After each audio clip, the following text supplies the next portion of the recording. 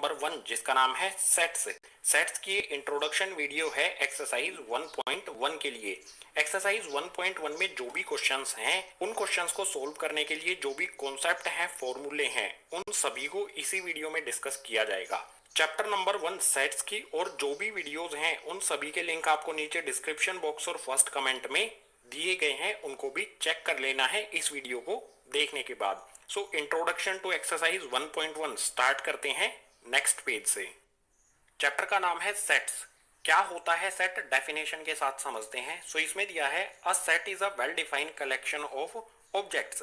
Set objects का well defined collection होता है। अब ऑब्जेक्ट्स क्या क्या हो सकते हैं? ऑब्जेक्ट्स जैसे कि नंबर्स हो सकते हैं, लेटर्स हो सकते हैं, अल्फाबेट्स हो सकते हैं, रिवर्स हो सकते हैं, ओशियंस हो सकते हैं, कंट्रीज हो सकती हैं, एक्सेट्रा एक्सेट्रा। इस टाइप के ऑब्जेक्ट्स के वेल डिफाइंड कलेक्शन को ही सेट कहा जाता है।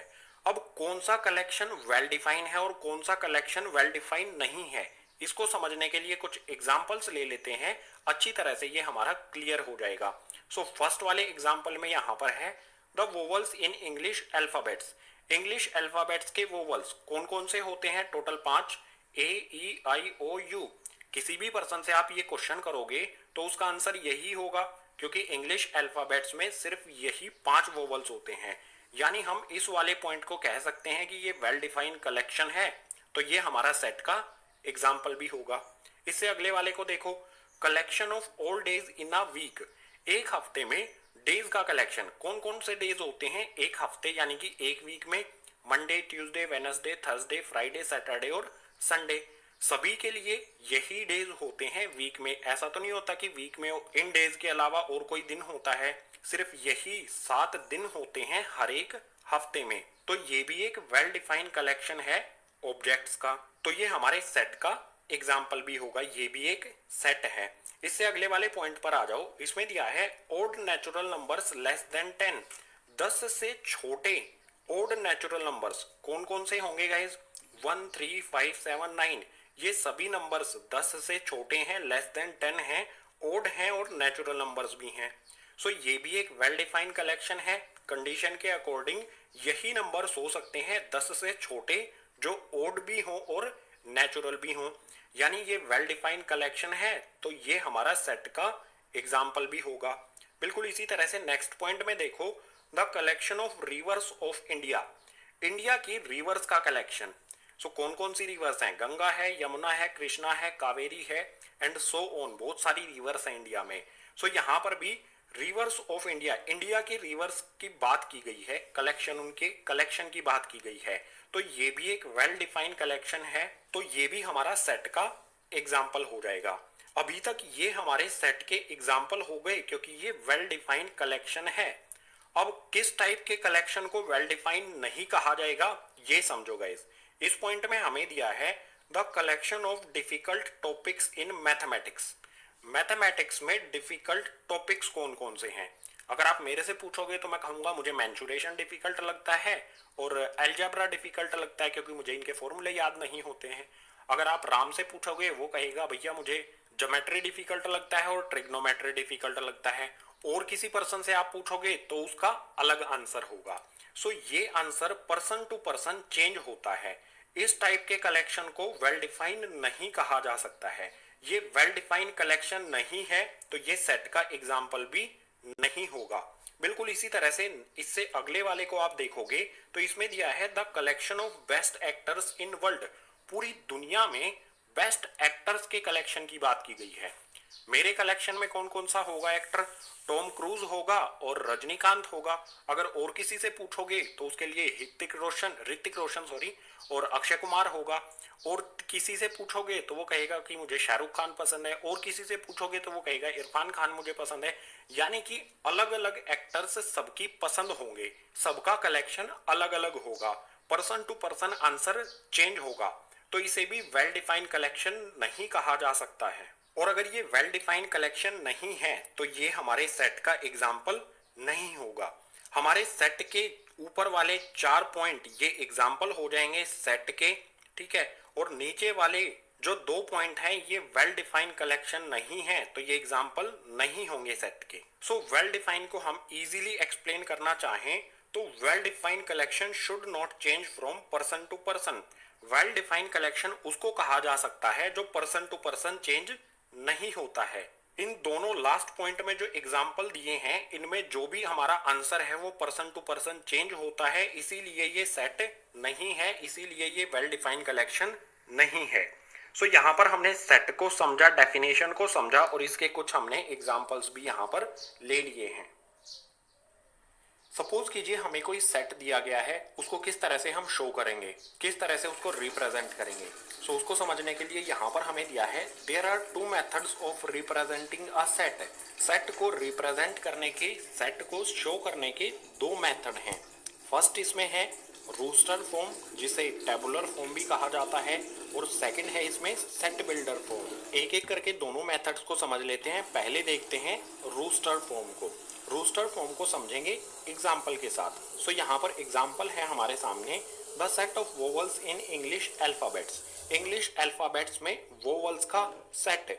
अगर हमें इसको रोस्टर फॉर्म में लिखना है, रोस्टर फॉर्म में शो करना है, रिप्रेजेंट करना है, तो किस तरह से किया जाएगा। सबसे पहले क्या करेंगे, सेट की नेमिंग करेंगे। मान लीजिए हमारा कोई सेट है ए, कैपिटल लेटर से हमेशा ये नेमिंग की जाएगी। इसके बाद इक्वल्स का साइन लगाएंगे और करली ब्रेसेस लगाएंगे, करली ब्रैकेट्स लगाएंगे। एक सेकंड गाइस, इस तरह से करली ब्रैकेट्स लगाएंगे। ब्रैकेट के अंदर एलिमेंट्स लिखे जाएंगे। एलिमेंट्स में हम क्या लिखेंगे, इंग्लिश अल्फाबेट के वोवल्स कौन कौन से होते हैं गाइस। ए आ जाएगा, ई आ जाएगा, उसके बाद आई, ओ एंड देन यू। फिर से करली ब्रैकेट से क्लोज कर देंगे। सो यहाँ पर हमें ये स्टेटमेंट दी गई थी इंग्लिश अल्फाबेट्स के वोवल्स की, तो इसको हमने रोस्टर फॉर्म में लिख दिया। यहाँ पर जब भी हम किसी सेट को रोस्टर फॉर्म में लिखेंगे तो कुछ पॉइंट्स का हमें ध्यान रखना होगा। कौन कौन से वो पॉइंट हैं। सबसे पहले हमें नेम ऑफ सेट लिखना होगा कैपिटल लेटर में। सो यहाँ पर आप देख सकते हो हमने इस सेट को नाम दिया है ए, जो कि कैपिटल में है। आप इंग्लिश अल्फाबेट का कोई भी कैपिटल लेटर यहाँ पर यूज कर सकते हो। इसके बाद इक्वल्स का साइन लगाना है और जो भी हमारे क्वेश्चन में पूछा गया है इंग्लिश अल्फाबेट के वोवल्स, ये हमने यहाँ पर लिख दिए हैं। इनके दोनों साइड में करली ब्रैकेट्स होंगे। आप यहाँ पर देख सकते हो ये करली ब्रैकेट्स हमने बनाए हैं। दोनों साइड में फर्स्ट और लास्ट में करली ब्रैकेट्स लगे होंगे। और जो भी हमारे ये ए, ई, आई, ओ, यू हैं, इनको कहा जाता है एलिमेंट्स, ऑब्जेक्ट्स या फिर मेंबर्स। हम यूज करेंगे एलिमेंट्स वाली टर्म का वोवल्स के लिए, या फिर इनकी जगह पर जो भी हमारा आंसर आता उसकी जगह हम एलिमेंट्स का यूज करते। जो भी ब्रेसेस के अंदर, ब्रैकेट्स के अंदर हमारी वैल्यूज होती हैं उनको एलिमेंट्स हम कंसीडर करेंगे। और जो भी एलिमेंट्स हैं वो कोमा से सेपरेट होंगे। आप देख सकते हैं ए, ई, आई, ओ, यू, इन सभी के बीच में यहाँ पर कोमा लगाया गया है। एक और पॉइंट हमें ध्यान रखना है, अगर हमसे डायरेक्ट पूछ लिया जाए कि इंग्लिश अल्फाबेट के वोवल्स हैं, यानी कि यहाँ पर कुछ भी इंग्लिश अल्फाबेट्स हमें अपनी तरफ से लिखने हैं, तो हम हमेशा स्मॉल लेटर्स का यूज करेंगे। सो जब भी हम किसी सेट को रोस्टर या फिर टेबुलर फॉर्म में लिखेंगे तो हमें इन सभी पॉइंट्स को ध्यान में रखना होगा। अब एक और एग्जांपल ले लेते हैं किसी भी सेट को रोस्टर या फिर टेबुलर फॉर्म में किस तरह से लिखा जाता है। यहाँ पर है even natural numbers less than 10, इसको हमें रोस्टर फॉर्म में लिखना है। सो यहाँ पर सबसे पहले कैपिटल लेटर लिखेंगे जो कि नेम होगा सेट का। सो यहाँ पर मैं नेम रख देता हूँ सेट का बी, इक्वल्स का साइन लगाएंगे, उसके बाद इस तरह से करली ब्रेसेस बनाएंगे। अब अंदर लिखेंगे हम एलिमेंट्स। एलिमेंट्स यहाँ पर क्या होंगे, even natural numbers less than 10, 10 से छोटे इवन नेचुरल नंबर्स। कौन कौन से इवन नेचुरल नंबर्स 10 से छोटे होते हैं, 2 होता है, 4 होता है, 6 होता है और 8 होता है। और लास्ट में इसको करली ब्रैकेट से ही बंद कर दिया जाएगा। सो यहाँ पर हमने इस वाले सेट को लिख दिया है इस रोस्टर या फिर कह सकते हैं टेबुलर फॉर्म में। चलो एक एग्जांपल और ले लेते हैं। यहाँ पर हमें दिया है the set of all letters in school. School में जो भी लेटर्स हैं इन सभी का सेट, इसको हमें रोस्टर फॉर्म में लिखना है। तो सबसे पहले सेट को हम नेम देंगे। सो लेट्स सपोज हमने नेम दिया है पी, ये हमने सेट का नाम रख दिया, इक्वल्स का साइन लगाएंगे, करली ब्रेसेस लगाएंगे। इसके अंदर एलिमेंट्स में क्या आएगा, स्कूल में जो भी लेटर्स यूज किए गए हैं उनको इस ब्रैकेट्स के अंदर रखेंगे, एलिमेंट्स होंगे वो इस सेट के। सो कौन कौन से लेटर्स यूज किए गए हैं? एस यूज किया गया है, सी यूज किया गया है, एच यूज किया गया है, ओ यूज किया गया है और एल यूज किया गया है। इसके बाद करली ब्रेसेस से बंद कर देंगे ब्रैकेट को। आप यहाँ पर देखो, ओ लेटर 2 बार आया है स्कूल में, लेकिन हमने यहाँ पर इसका एक ही बार यूज किया है। इससे हम ये समझ सकते हैं कि हम किसी भी सेट को रोस्टर फॉर्म में लिखेंगे तो उसमें कोई भी लेटर रिपीट नहीं होगा। ओ बेशक से इसमें 2 बार आया है, लेकिन रोस्टर फॉर्म में जब हम लिखेंगे तो इसमें अकेला ही एक बार ही ओ लिखा जाएगा। चलो एक और एग्जांपल ले लेते हैं। यहाँ पर हमें वर्ड दिया गया है अटैक, ATTACK। इस वर्ड के सभी लेटर्स का हमें सेट लिखना है रोस्टर फॉर्म में। तो सबसे पहले नाम देंगे, कोई भी नाम दे सकते हैं, डी नाम दे देते हैं। चलो इक्वल्स का साइन लगा के यहाँ पर करली ब्रैकेट्स लगाएंगे। अब इसके अंदर अटैक में जो जो भी लेटर्स आए हैं उन सभी को लिखा जाएगा। कोई भी लेटर रिपीट नहीं होना चाहिए, ये हमें ध्यान रखना है। सो सबसे पहले ए आ जाएगा, उसके बाद टी आ जाएगा, फिर से इसमें टी आया है लेकिन हम एक बार लिख चुके हैं, रिपीट हमें नहीं करना है। सो इसके बाद देखो टी के बाद क्या आता है? ए हम यहाँ पर लिख चुके हैं तो दोबारा से रिपीट नहीं होगा। इसके बाद हम डायरेक्ट लिखेंगे सी और उसके बाद के। ये होगा अटैक वर्ड के सभी लेटर्स का सेट रोस्टर फॉर्म में। सो यहाँ पर हमने देखा कि रोस्टर या फिर टेबुलर फॉर्म में किस तरह से किसी भी सेट को रिप्रेजेंट किया जाता है कुछ एग्जाम्पल्स के साथ।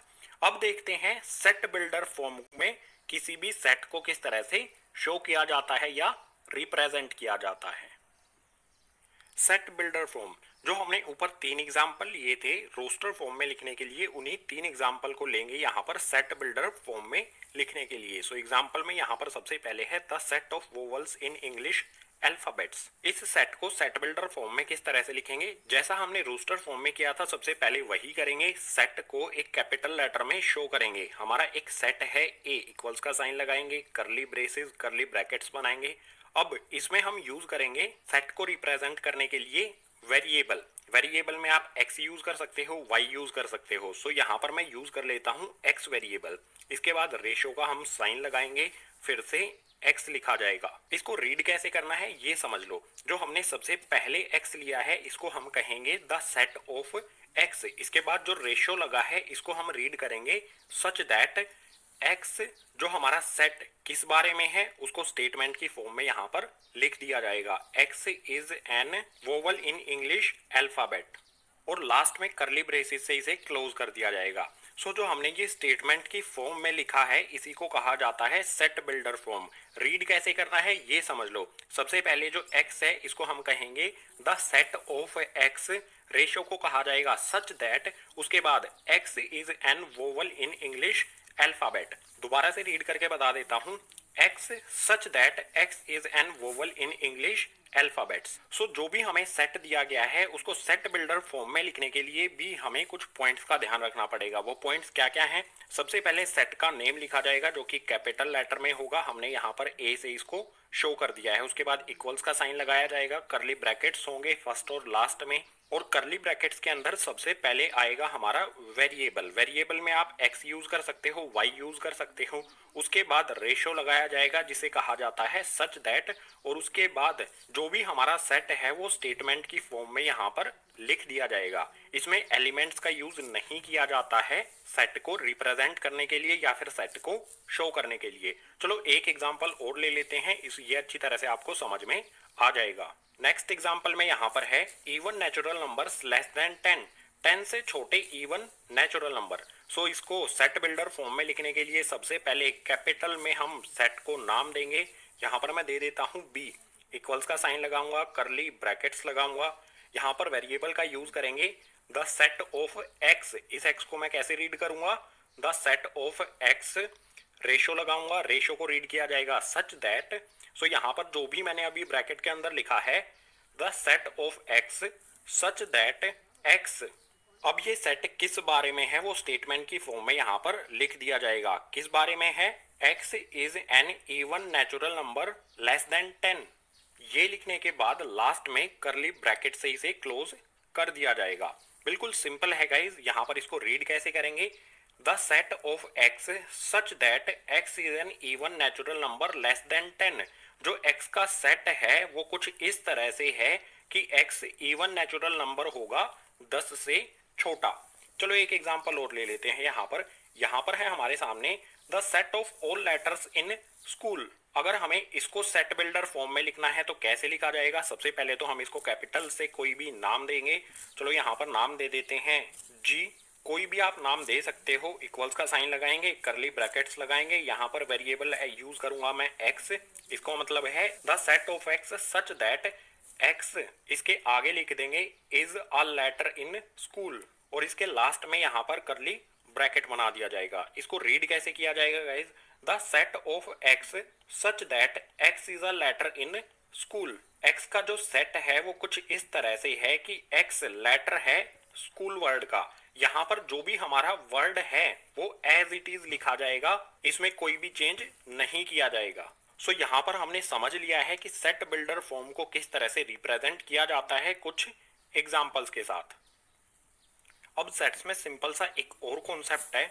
कुछ ऐसे सेट्स हैं जिनका पर्टिकुलर नेम होता है, जिनका पर्टिकुलर एक सिंबल होता है। जैसे यहाँ पर क्या है, the set of natural numbers. Natural numbers का जो भी सेट होगा उसे हम कैपिटल एन से डिनोट करेंगे। नेचुरल नंबर्स आपको पता ही होंगे, 1 से शुरू होते हैं, 1 2 3 4 इन्फिनिटी तक। जहां तक भी आपको नंबर्स पता है वो सभी नेचुरल नंबर्स होंगे। सो नेचुरल नंबर्स के सेट को कैपिटल एन से डिनोट किया जाएगा। बिल्कुल इसी तरह से the set of all integers, जो भी हमारे इंटीजर्स होते हैं उनको कैपिटल जी से डिनोट किया जाएगा, जेड से डिनोट किया जाएगा। इंटीजर्स आपको पता ही होंगे, नंबर्स जो हमारे पॉजिटिव और नेगेटिव में होते हैं। इसके बाद the set of all rational numbers, जो भी हमारे रैशनल नंबर्स हैं जिनको पी बाई क्यू की फॉर्म में लिखा जा सकता है, इन सभी रैशनल नंबर्स के सेट को डिनोट किया जाएगा कैपिटल क्यू से।